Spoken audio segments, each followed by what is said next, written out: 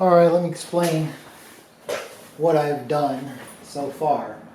Remove the seat, the rear seat, the grab bars, disconnected all the bolts here and here. Well, the bolts that hold the trim piece on, that's off. Then the bolts here that hold the rear fender up in there, as well as disconnected, unmounted. Well, that's supposed to come out now, so that came out. Unmounted the ECU and disconnect the cables so that we can get this out, which is now out. Thank goodness. That wasn't too bad, I suppose. All right, let's see what's next.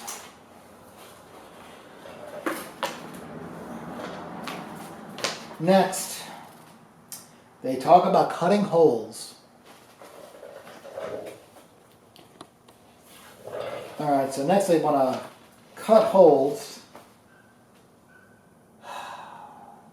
on the sides according to the embossed lines. Well, actually, I do see them. Looks like they're talking about, I don't know if you can see on the camera, there's a embossed line here and one here. Looks like that's what they're talking about. Cutting out, now I don't know why, but that's what the instructions say. Alright, so we cut the holes out. I better read ahead a little bit again. I have, but okay. So we cut it out and then, now we put the whole damn thing back together. Okay.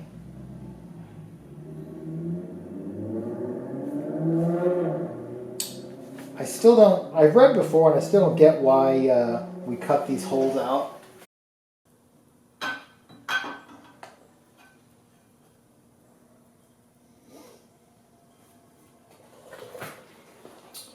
So where is this going to mount up? Therein lies the question.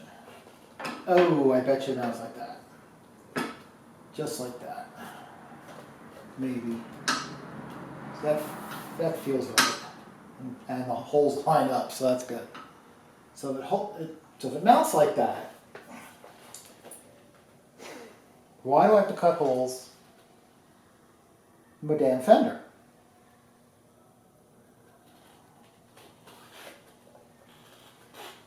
And those holes would be here.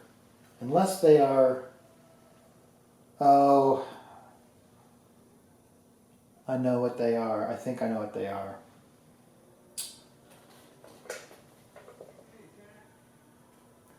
Yeah, so what I think these holes are is there's a recess here with a hole in it that lines up very nicely with this mounting.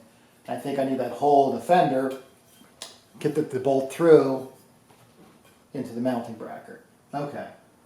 All right, well at least I think it makes sense. I hate taking the brand new bike apart, cutting holes and stuff. That just doesn't sit well, but we'll tape it off.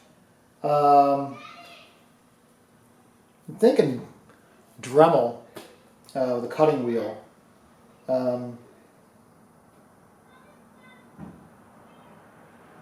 But I'll think about that a little more. Might be able to do it with a, it's pretty thick plastic. I might be able to do it with a knife, but that's pretty thick. So I guess maybe we'll get up on the bench and hit it with the Dremel. See how we fare. All right, let's get on that. What a pain.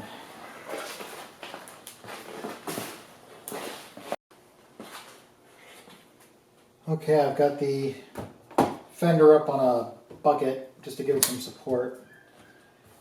Here's the, I don't think, well, let me see if you can see both of them.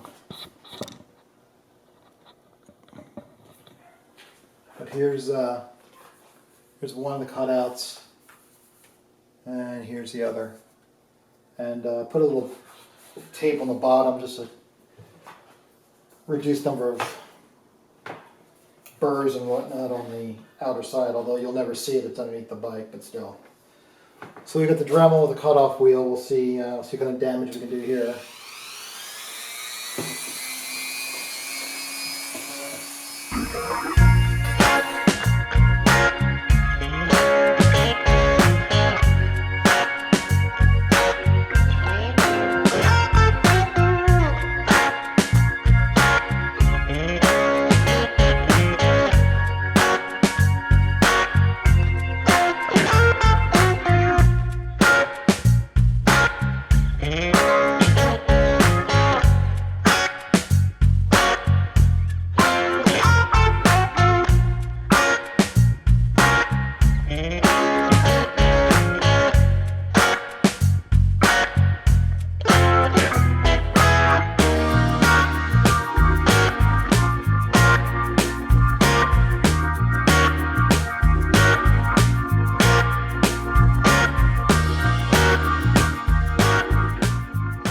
I spared you all the dremeling, but here's the result. We have our 2 holes cut in our fender. Maybe a little more, maybe a little sanding here, get a few burrs off of it, but essentially that's it. Now we just have to put it back on, get to the next step.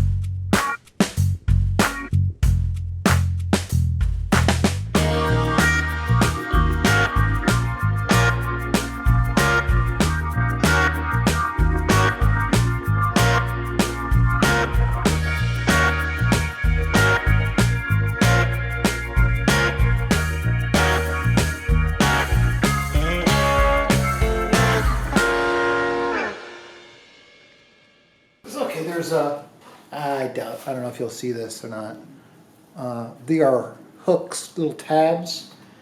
They go in these little slots here, here, and here. Okay. Simple.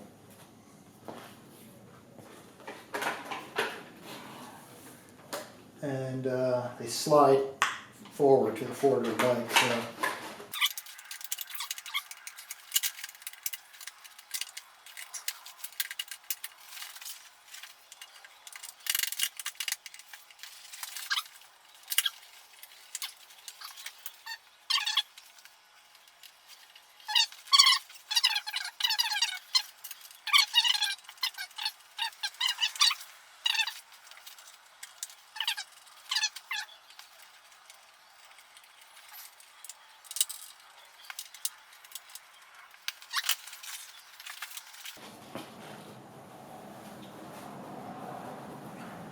Wipe it down, get all the fingerprints off it.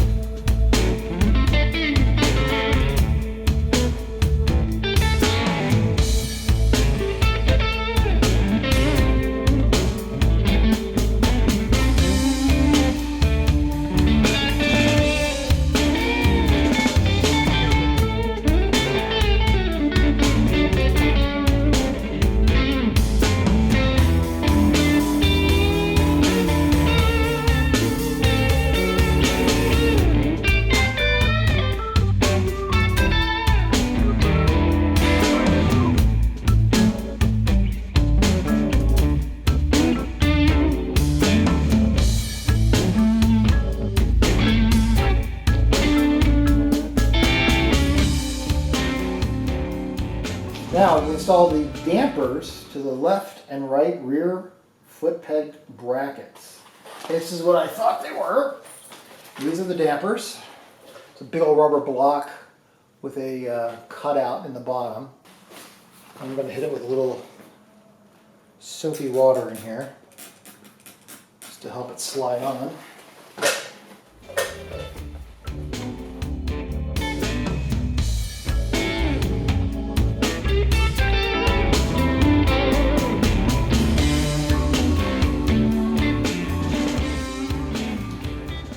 Trim kit goes on next. So comes with a little bag of screws and washers.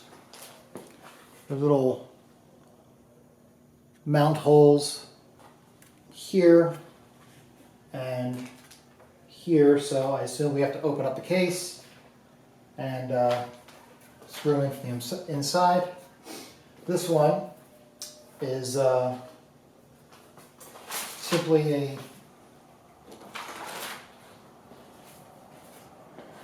held on with double-sided tape, which they conveniently install for you.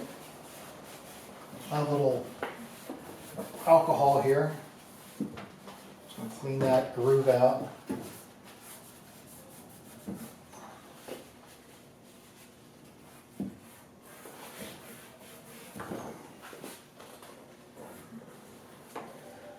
Alright. I guess this just, we peel the tape off and stick it on.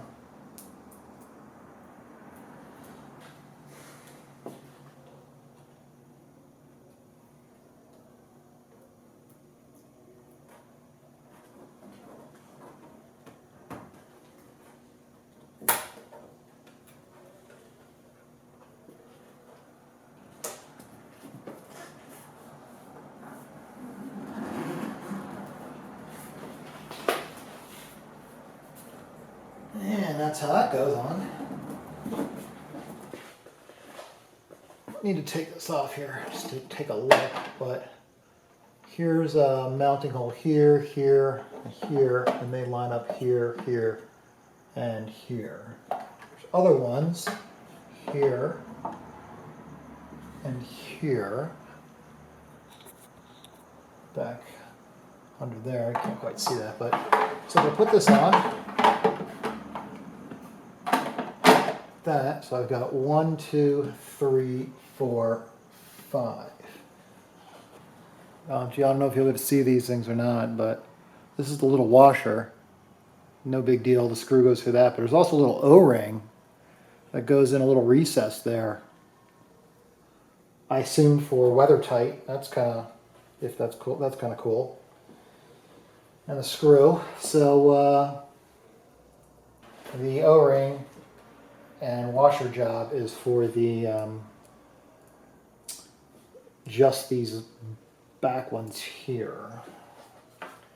Guess that makes sense because the other ones are already sealed on the outside. This is on the inside.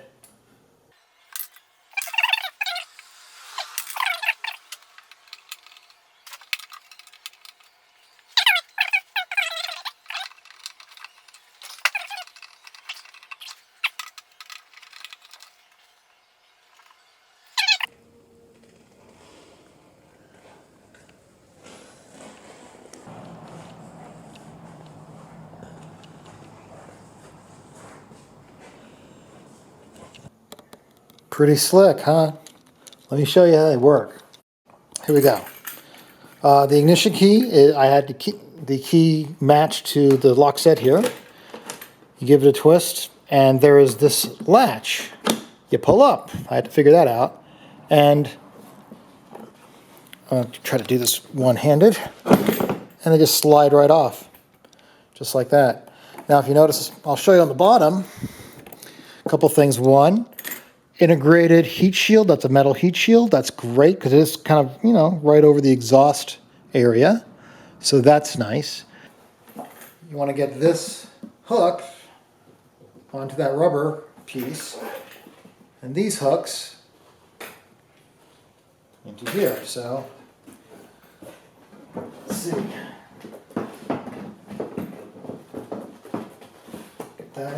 sure this is up. The latch is up. Slide it forward, latch down. That ain't going nowhere. I'm gonna open it up, unlock it. Look, whoop, there it is. And there you go. Integrated, factory, OEM, Kawasaki, bags for Ninja 1000. And then that just locks shut. Very good. I like it. So, a couple of first impressions. I haven't ridden it yet, but one, installation, like a 2 on a scale of 1 to 3, 3 being nightmarish, only because you got to cut. But honestly, the cutting you do is hidden away. You could never see it even if you cut it wrong. So it's pretty safe. You got to undo a bunch of stuff and undo a bunch of wiring, but it's really obvious where each wire goes. You can't really do it wrong. So that's pretty good. So it's not too bad. So otherwise I'd give it a 1. It's not really that tough. The cutting is, I don't even like cutting something brand new. But there you go. The instructions were not great. I read them wrong once, but then they're still not great. The latch mechanism, so putting them on, okay, that's one thing. What about the bags themselves? Well, functionally, I'll have to let you know. I'm going to compare it to the Concourse bags, which came stock on the bike itself. Those bags were, number one, they were bigger. They had more volume. I think they were 32 liter. I'd have to check. These are 28s. These are good size. I think I can get a helmet in there. I'll try it. But mounting and unmounting the Concourse bags was a breeze. Literally, I could do those one-handed. Unlock it, pull the latch, which is also the handle. The latch is the handle. You pull the handle up, walk away. They were fantastic. These seem to hang out, protrude a little more than the Concourse bags, a little longer. It may be an optical illusion, I don't know, but they seem a little wider. They are slightly wider than the mirrors, which is something you got to watch for those guys who might be splitting lanes in California like I do. Usually, if your mirrors make it, everything makes it, so that may not be the case here. So I'll have to get back to you on that with a full report after I ride it for a while. Hopefully not, because I left a bag somewhere behind me. I hit a car. They seem very solid on the bike, which is good. The latching mechanism to keep it closed seems adequate. The fit and finish, as far as the matching, is dead on, so that's great. It should be. It's factory, so I'd be bummed if it wasn't. So there it is. So what I plan to do, having 2 Ninjas, I guess I should probably talk about that, and I'll maybe cover that in another video. But the idea is, I couldn't fit the Concourse. It wasn't fun to ride because I had to stop, and that was sketchy, and I didn't like that. So I love the Ninja. You probably know that. I've got 77,000 miles on the 2012 of the black one. Not even 1,000 on this one, not even 600 yet, so it's not even broken in. Why 2? Well, I love the bike. It fits me. I love the bike. I ride a lot, and I love the bike. So I'm going to ride both of them. I split the miles between them just to kind of give it a break. Someone pulling up in the driveway who I don't know. And however, what I think I'm going to do is accessorize the 2016 with more of the touring features that I might want, and that I also had on the Concourse. because I do plan to take some long multi-day trips, like week or 2 trips with this bike. I was going to do it with the Concourse, but I never really got to it. So I'm thinking things like in the future, AC outlet, which this does not come with. The 2017 has a block for where you can mount one. It's already cut out, but it doesn't even have one mounted. I don't know if the 2018 has it or not. I haven't seen one. But I'll put on an outlet. I think I'll put in, I'm thinking of heated grips. I know, a little wimpy, especially for a California guy, but Concourse came with them, and I rode with them for just, a year, one winter season, and my God, I don't know how I did it without it. Really great to have. So I'm thinking about that. Maybe a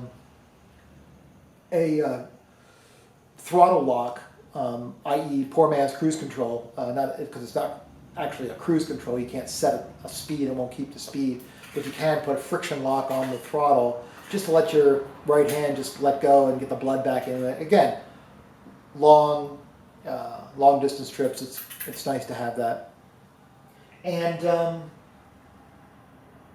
I'll probably at some point replace the brake lines, like I did on the 2012, and I'll put a link to that video or put it out here somewhere so you can link on it. I replaced the rubber brake lines with steel brake lines. I also rebuilt the rear master cylinder. Obviously, this rear master cylinder is fine. It's brand new. But I can tell, just as I got it, the brakes are fine. They're great. Nothing wrong with them. Except, compared to the 2012 steel brake lines, the initial bite just isn't the same. With the steel brake lines, I mean, it is absolute control of the braking anywhere you want. I can brake much harder, much later into turns if I'm trying to, do some canyon riding. With this one, it's just like the 2012 was, just a little later, a little mushier than less crisp than with the steel brake line. So I think I might do that on this one. And the other thing that's different about this, obviously, it has ABS, which the 2012 does not. So anyway, more on that as we get through the miles and the different projects. But there's plenty still to do on the 2012, and I hope this was useful for you. Let me know if you got any questions and comments. I'll certainly try to answer them. And if you have some ideas about maybe other touring options I might want to think about, maybe another rear case, a rear bag or something like that. I'm not sure what to put on it. Maybe you can give me a hint on that. But thanks for watching, and have a great day. And I'll see you in the next video. Keep wrenching. Bye.